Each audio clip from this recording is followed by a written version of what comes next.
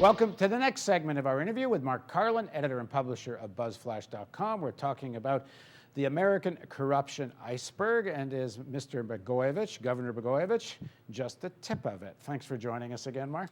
Thank you. So let's talk about, first of all, in Illinois, they're talking now about a special election to elect a senator instead of having it appointed, which would be a pretty serious reform, one would think, for the better. And is there other experience and lessons that will be drawn from Illinois, such an overt catch of corruption that might affect federal national law? Well, one can be either skeptical or optimistic about that. You can be skeptical since Rod Blagojevich was elected in 2002 as a reform candidate. It was the last days of Governor Ryan before he was convicted and sent to prison, where he currently is in federal prison, the Republican governor who preceded Rod Blagojevich. And yet, Rod Blagojevich pursued exactly the same type of corruption that George Ryan was convicted for, and that in the end, I think Rod Blagojevich will be indicted and convicted for. So you could say, Paul, on the one hand, be cynical and say, look, if Rod Blagojevich didn't get the hint because his predecessor went to jail for using public taxpayer dollars for campaign gains and personal enrichment, then what will change things? On the other hand, I do think that there are many positive signs in Illinois. Barack Obama is one of them. He's from a wing of the Illinois party that has its roots back to Adlai Stevenson, Paul Douglas, Paul Simon, Dick Durbin, who's the assistant majority leader in the Senate.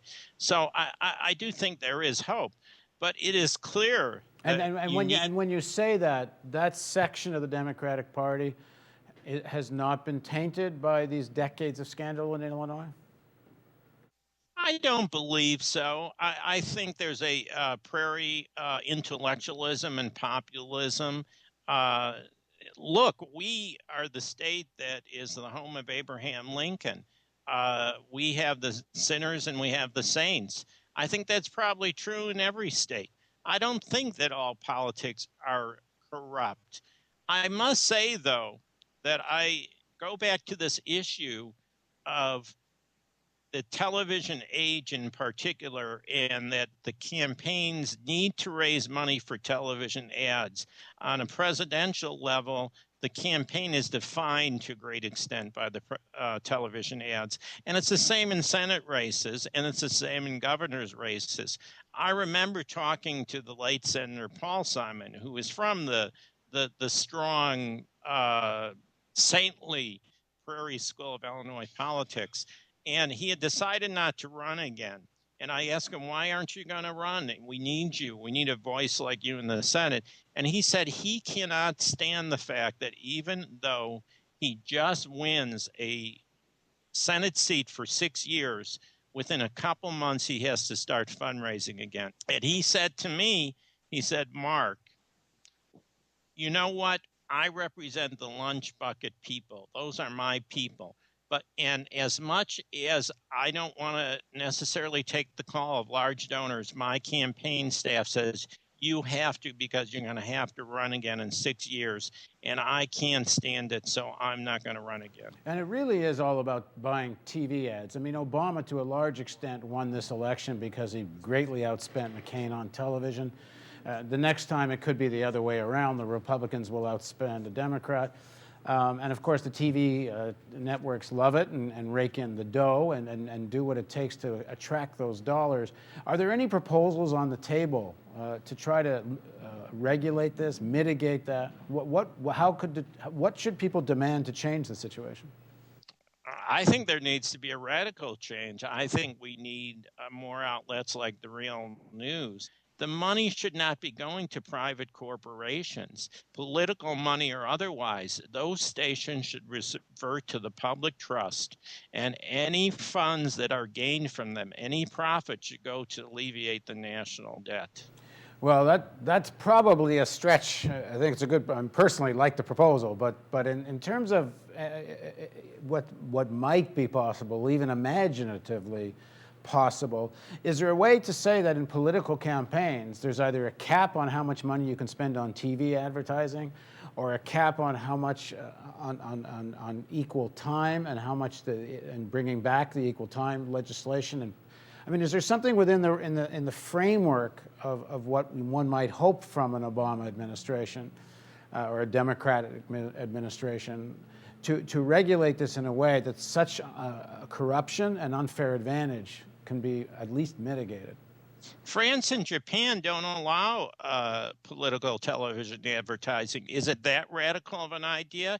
I think because television industry, in terms of its corporate structure, is so entrenched in America, and these big media monopolies, down to about 8 in America, are so big and so vast, like the Tribune Empire with 27 stations, even though it's in bankruptcy now, and I think 12 or 14 papers, including the Baltimore Sun, Los Angeles Times, Hartford Courant, have such control that the politicians fear alienating them by putting in someone to head the FCC, which would make regulatory decisions here, or passing laws in Congress that are in the short term are going to alienate these big media conglomerates and turn them against whoever is in power.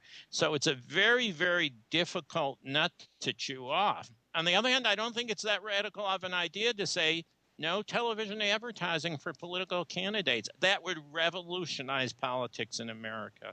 It's a pretty easy thing to implement in terms of there's no bureaucracy necessary, just no TV ads. There's a quote from George Will that I keep using. He said on the Stephanopoulos show that he said, more or less says, let's not be sentimental about American elections. He said, we don't decide whether the elite should rule or not. We decide which section of the elite should rule. And you can extend that now. It becomes a fight between different sections of the elite, who can raise the most money to buy the most TV advertising, who can then buy the election. And partly because the media has left people rather defenseless in terms of their own understanding of issues. They're very vulnerable to these mass television campaigns. So give it just a final word on where you think this is going to go in Illinois, and where you think it might go federally. Nationally, how will things go? That depends a lot on Obama's leadership and if he's serious about cleaning up K Street. From the beginning of our dialogue today, Paul, you've talked about the wink and the nod. The major wink and the nod comes from K Street to legislators in Washington, whether it be the defense industry, whether it be the oil industry, or whether it be the chemical industry or any other. Legislators know that certain lobbyists represent industries that will raise money for them if they vote the right way. Nothing has to be said, as you pointed out. And that's the only difference between those politicians and Blagojevich. Well, at the Real News, we thrive on donations. So if you see a donate button over my shoulder or down here, we need you to click on it. And we're we're already in the midst of moving our news operation to Washington, D.C. And if we get enough click on the donate buttons, we promise to make winks and nods news. Thanks for joining us, and thanks for Mark. Thank you for joining us. Thank you, Paul. And Mark will be back again with us soon.